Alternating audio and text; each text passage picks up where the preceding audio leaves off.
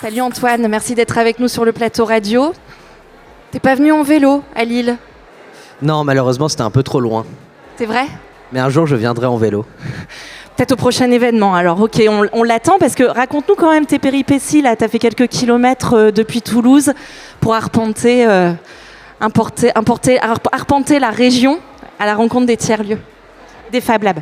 Alors, j'ai toujours navigué. Comment je suis devenu maker? C'est surtout en voyageant et en allant à la rencontre de lieu en lieu. Donc, j'ai visité 400 espaces de fabrication en France. Et ça, je le faisais en train, covoiturage, autostop, etc. Et depuis quelques temps, que ce soit au Roselab ou dans les espaces du fer, on développe de plus en plus ce qu'on appelle des vélis. C'est des véhicules intermédiaires, donc des éléments qui sont entre le vélo et la voiture et qui changent nos façons de faire de la mobilité. Donc chez nous, au Roselab, il y a 4 personnes qui font des vélos, dont un véhicule intermédiaire qui s'appelle un Maillon Mobility, qui est un triporteur donc avec 3 roues et qui peut porter jusqu'à 250 kg. On en a eu un au Roselab à nous. Et je me suis dit qu'il fallait tester encore plus loin. Est-ce qu'il y a vraiment une nouvelle mobilité et comment on peut la pousser à l'extrême? Comment on peut faire avec? Et donc je suis parti jusqu'à Guéret, de Toulouse à Guéret, donc c'est à peu près 600 km, 4 jours. Et je m'arrêtais chaque midi je m'arrêtais dans un tiers-lieu. Le soir je dormais dans un tiers-lieu et jusqu'à arriver.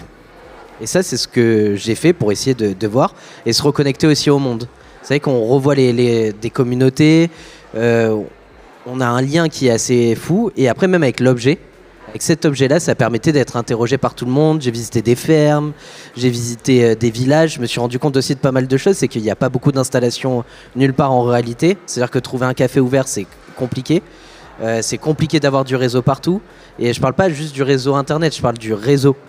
Pareil, on pense que les cartos elles sont de partout, c'est pas totalement vrai. Il y a plein de trucs qui évoluent, c'est pas à jour, etc., etc. Et donc on se rend compte d'autres choses quand on fait. D'où mes voyages. Donc le Véli, c'est un outil un peu d'aventure pour toi, beaucoup de médiation. Et dernièrement, il a été aussi un outil de mobilisation parce que tu es monté sur ton Véli pour aller te mobiliser aux côtés des associations et des citoyens qui sont descendus dans la rue en septembre et en octobre. Exactement. Bon, déjà, ça faisait très longtemps que j'avais pas fait une manif et que j'avais pas pris le temps d'aller en manif. Pourquoi? Parce que déjà, j'avais peur pour mon lieu de me mobiliser et de savoir est-ce que ça va engendrer quelque chose? Est-ce que je vais avoir un certain regard qui va être porté par rapport à ce que je peux défendre? Et c'est mes idées et non pas celles de tout le lieu. Et néanmoins, je suis un des représentants de mon lieu. Donc j'avais très peur de ça. Et après, bon, déjà, on a eu pas mal de discussions au Roselab de qui on est et comment, en fait, dans le nous, il y a un jeu et dans le jeu, il y a un nous. Et comment on co-construit ça. Et là, j'ai dit que j'en pouvais plus et qu'il fallait y aller. Et la question n'était pas d'aller être partisan pour une cause, mais surtout de construire un nouveau monde dans tout ce qu'il y avait. Et donc, je suis parti en manifestation, ça a fait du bien, de se reconnecter avec plein de gens différents.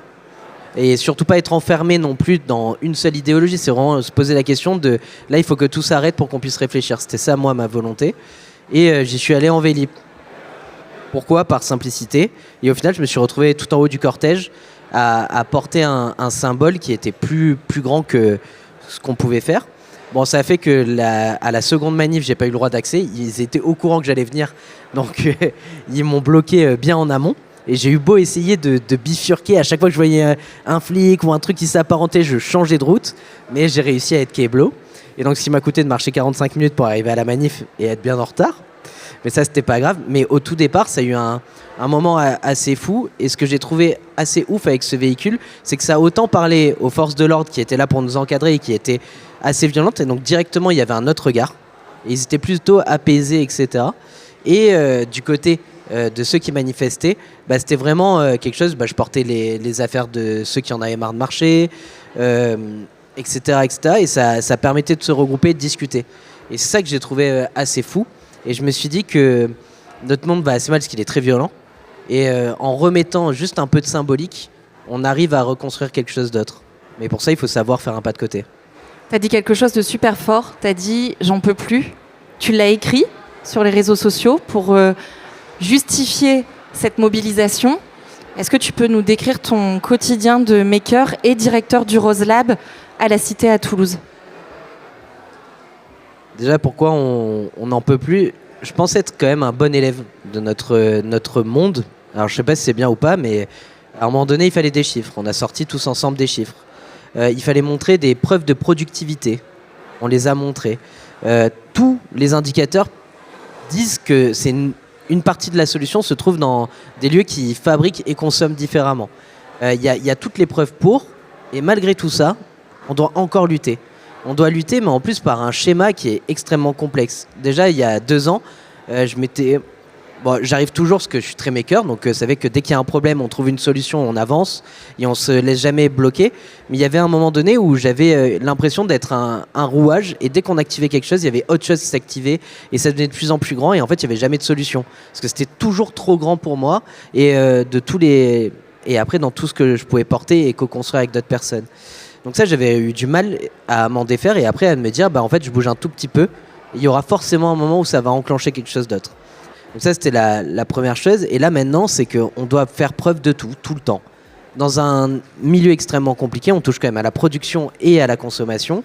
Donc c'est compliqué, c'est-à-dire que tout change. Et là, il faut faire ses preuves auprès des pouvoirs publics, il faut faire ses preuves auprès des privés, il faut faire ses preuves auprès du grand public. Le seul endroit où je trouve qu'on ne fait pas ses preuves, c'est quand on va avec des personnes qui sont en train de se construire, soit des enfants.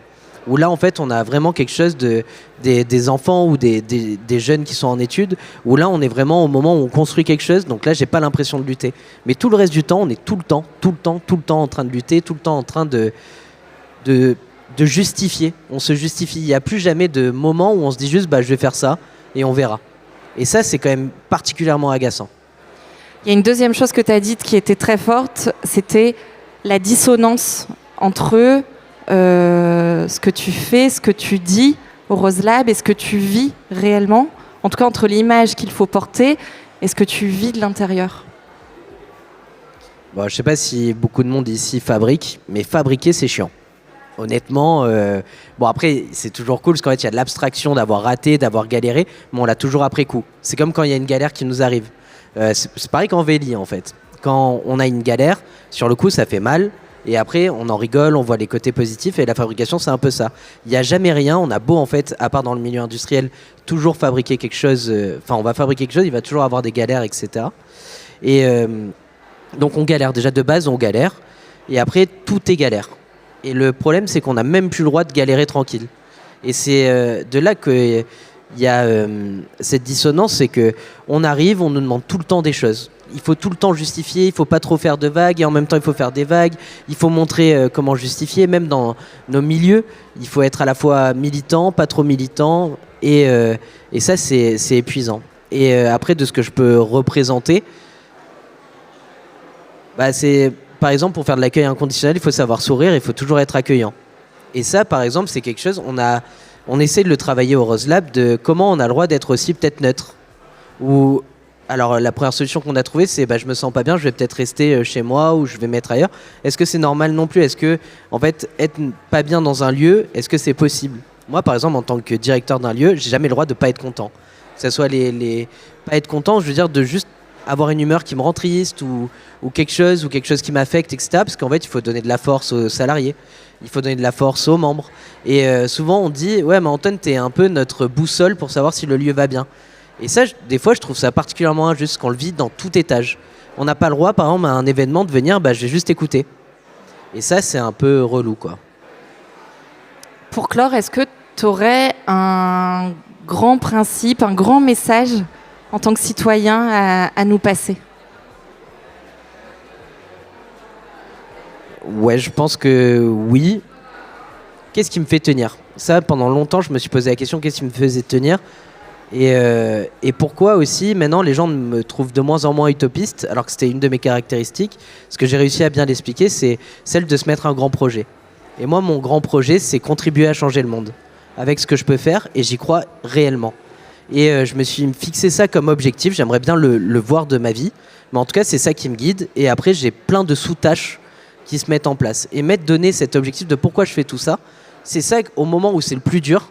Je me dis, mais n'oublie pas, c'est ça que tu es en train de faire. Et là, je retrouve de la joie, je retrouve de l'espoir, et je continue en fait à lutter et à tout fabriquer. Merci pour ton témoignage, Antoine, et bonne journée. Merci.